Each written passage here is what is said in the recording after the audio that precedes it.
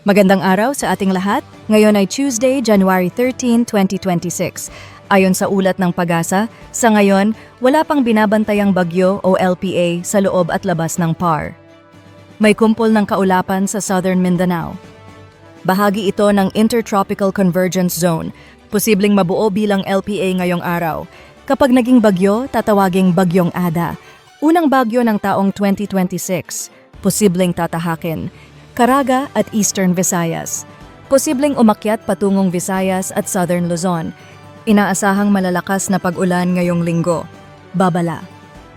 Posible ang flash floods at landslides. Pinapayuhan ang mga maghahanda para sa Sinulog Festival na mag-ingat. Ang lagay ng panahon ngayon, Luzon, Cagayan, Isabela, Aurora, ulan dulot ng shear line. Cordillera at Cagayan Valley, maulap na may mahihinang ulan. Metro Manila at nalalabing Luzon, maaliwalas pero may hapon-gabing thunderstorms. Visayas at Mindanao. Karamihan ay maaliwalas. Davao Region, posibleng ulan dulot ng ITCZ. At sa lagay ng karagatan, walang gale warning sa alinmang seaboard. Patuloy po tayong mag-antabay sa mga susunod na update. Ako po ang inyong independent weather forecaster, nag-uulat batay lamang sa opisyal na datos ng Pag-asa.